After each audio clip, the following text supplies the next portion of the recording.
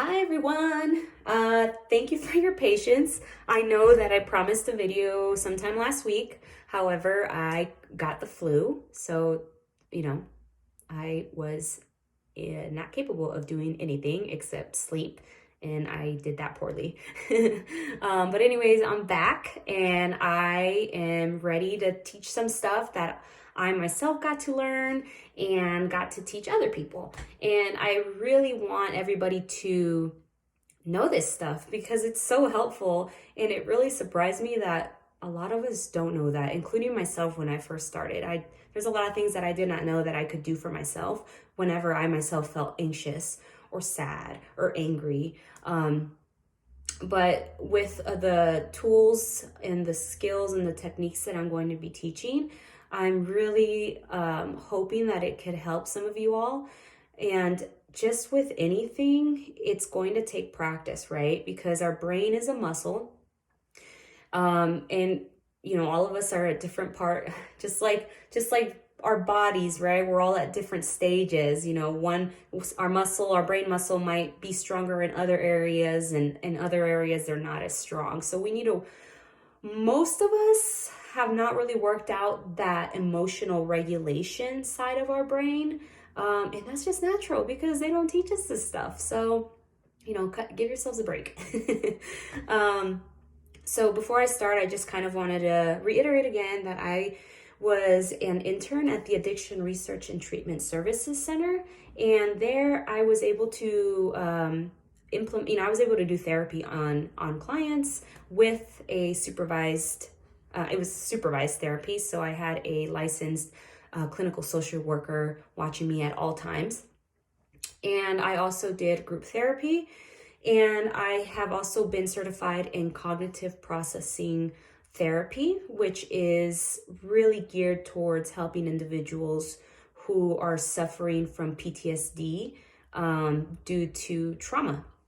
So if you have any questions about that, please feel free to let me know.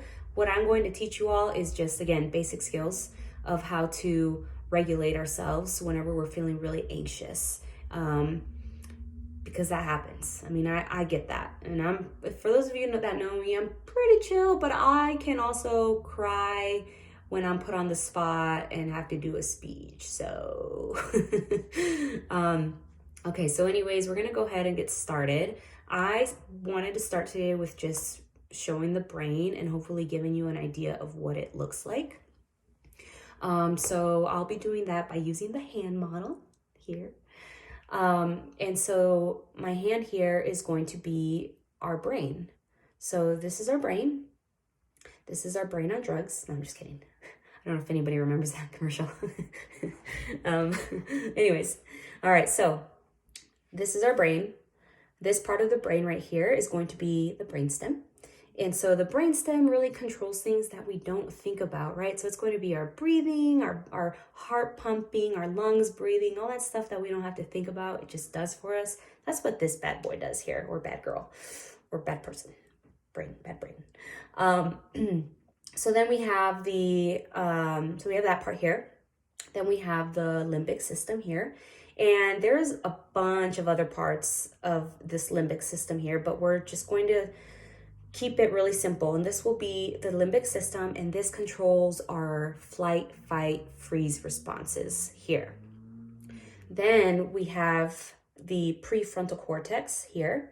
And so this is called our smart part of the brain. And this is what controls our thinking, anything logical, our language, anything like that. That's what this part does here, our smart part. So it makes sense that it's called smart part. So whenever something happens, whenever we feel threatened, anytime we perceive a threat, our limbic system takes over and it's like, yeah, it's a threat. It's a threat. So we flip our lid. And what this brain does is it kind of scans. So the limbic system talks to the prefrontal cortex here, the smart part. And it's like, there's a danger going on. And it signals this guy here, and then the brain says, oh, actually that wasn't a snake. That was just a piece of rope. And so then it comes back, oh, it's okay, little limbic system. Don't trip, chocolate chip. It's just it's not a snake. Okay, so chill, right? So sometimes, so that's how our brain works, right? So usually when we're pretty regulated, everything's working properly, this little guy keeps us out of danger, lets us know this part right here lets us know that it is a danger or it's not a danger, and then it calms it down, right? Whenever there's dysregulation, because maybe someone suffered from a traumatic experience, maybe they have severe anxiety, that with the brain, that's this, whenever someone has those severe symptoms, this guy is in control. And I don't know if you all already know why that's not a good thing, right? So if your limbic system's always like, like scanning for things, you're always on edge, always thinking something's wrong, always worrying. Okay, what if this goes on? What if this goes on? Blah, blah, blah. Like, what's that? Like snake, it's not that good when this guy's always on high alert.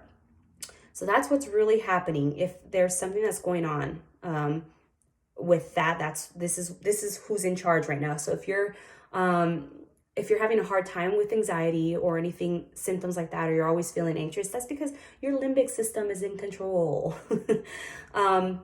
So that's not very good. And it's also normal.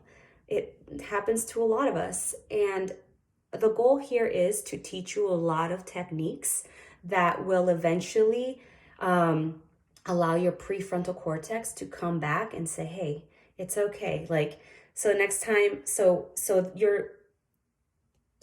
you feel threatened, right, you might flip your lid a little bit, but because you've been practicing the skills I'll show you, your prefrontal cortex will be like, hey, I flipped my lid, but I'm coming back down because I now know that I can calm back down. Hey, it's okay. You're fine. We're going to get through this. And we're going to be able to do that through breathing.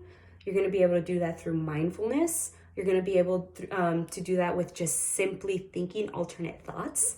And again, it's going to take practice. It might take so much practice that you're like, this doesn't work, but I promise you it will work. Even if you still feel a certain way after practicing what I tell you, the main goal is that you're capturing that. You're like understanding, oh, it's happening again right now.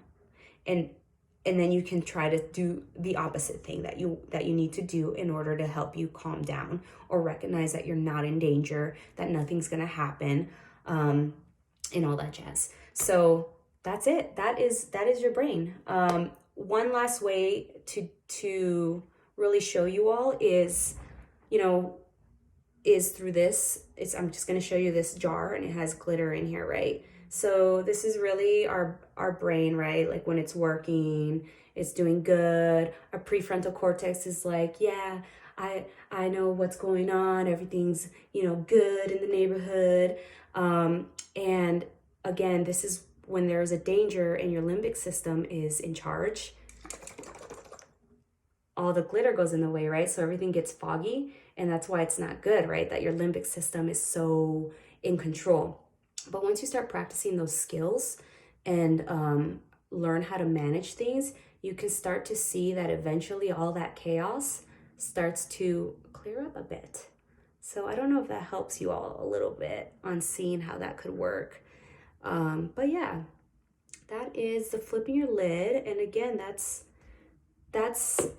the video for number 1. Please let me know if this is too long. I can definitely cut it short. And I hope it helped. Please let me know if you have any questions. Flu. Bye, everyone.